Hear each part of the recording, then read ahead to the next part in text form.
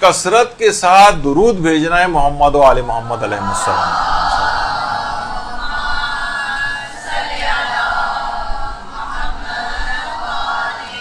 یہ دنیا کی بھی تمام مشکلات کو حل کرے گا، یہ آخرت کی بھی تمام مشکلات کو حل کرے گا.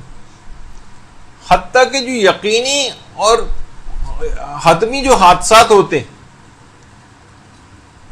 اس تک کے اندر کس طرح سے یہ بچا کر لے جاتا ہے درود. دیکھیے ہمارے یہاں کیا ہوتا ہے کہ عام طور پر چیزیں جو کچھ واقعات ایسے ہیں جو ڈاکومنٹ نہیں ہوتے، توجہ بھی لوگوں کو نہیں ہوتی. ہمارے یہاں ڈاکومنٹ کیا چیز ہوتی ہے؟ بس فلاں اداکارہ، فلاں کھلاڑی، فلاں کی باتیں، بس یہ ہم لوگ بیٹھے ہوئے، یا اس کی زندگی کی سیرت، وہ ایک ایک 2 گھنٹے اس کے پروگرام آ رہے ہوتے ہیں، لوگ ان سے سوال جواب کر رہے ہوتے ہیں. اخباروں کے اندر جو کلر پیجز آتے ہیں وہ بھی صرف ان اداکاروں اور گلوکاروں اور ان کی زندگیوں پہ، اور وہ سارا انٹرویو اسی سے ہوتے ہیں. ہمارے یہاں یہ چیزیں ریکارڈڈ عام طور پر ڈاکومنٹ نہیں ہوتی. ایک زمانہ تھا کہ مجھے میرے ذاتی طور پر ایک شوق تھا، پھر جیسے مصروفیات زندگی کی بڑی وہ شوق پیچھے چلا گیا، کہ اس قسم کے جو عبرت انگیز واقعات اخباروں اور رسالوں ادھر ادھر آتے تھے جو حقیقی ہوتے تھے، کہ ابھی یہ کل ہی فلاں جگہ پہ واقعہ پیش آیا، فلاں جگہ پہ یہ چیز پیش آئی، میں ان کے اخبارات کی کٹنگز کاٹ کے اپنے پاس رکھتا تھا.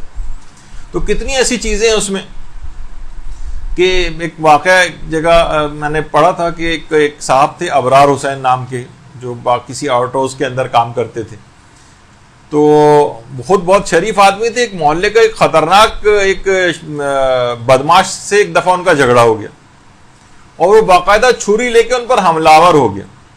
اب وہ بیچارے شریف آدمی اور تو کچھ کر نہیں سکتے تھے، نہ ان کے پاس کوئی اسلحہ تھا. وہ کہنے لگے میں نے اسی وقت درود پڑھنا شروع کر دیا.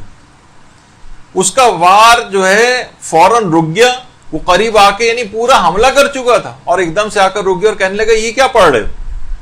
اس نے کہا کہ میں محمد و آل محمد پر درود پڑھ رہا ہوں. اللہم صلی علی محمد.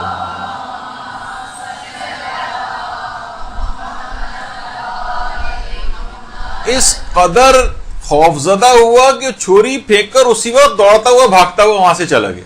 پتہ نہیں کیا ہوا اس کو. تو یہ ایک ایسی بچانے والی چیز ہے. یعنی دنیاوی مشکلات سے بھی بات ہوتا ہے نا، کتنی آج کل گن پوائنٹ پہ چیزیں چھینی جا رہی ہیں. آدمی اپنا ذرا سا دماغ کو حاضر رکھے اور درود کی تلاوت شروع کر دے، انشاءاللہ وہ دیکھے گا کتنی مشکل سے آرام سے نکل آئے.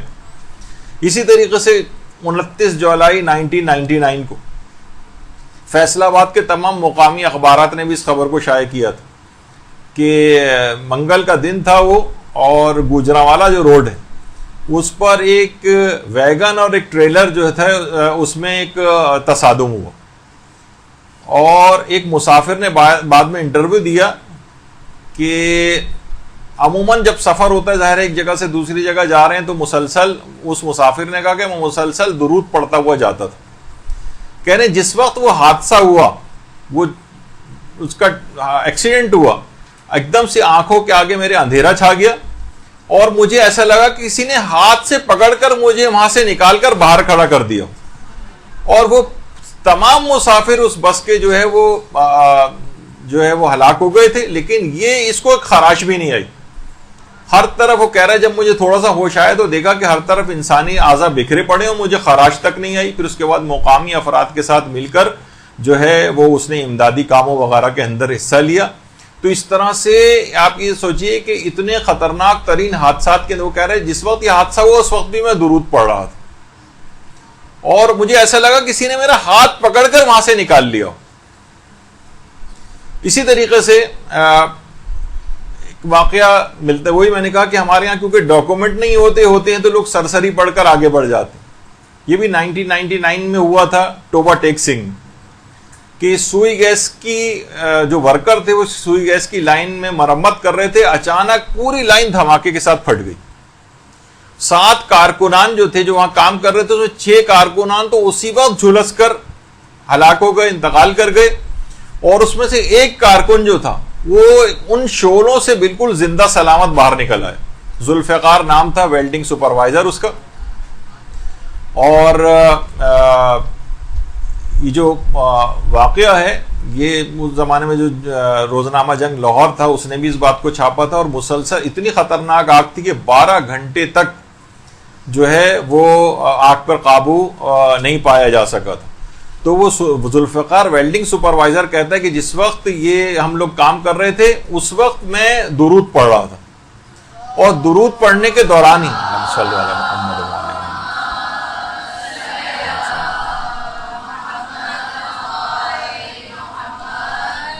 سات کارکنان میں سے جو سب ایک ساتھ موجود تھے، 6 اسی وقت انتقال کر گئے، اور جو درود پڑھ رہا تھا وہ آگ سے بالکل زندہ سلامت، ذرا سا بھی اس کے اوپر کوئی اثر نہیں ہوا، جبکہ اتنی خطرناک آگ تھی 12 گھنٹے تک بجھائی بھی نہیں جا سکی تھی۔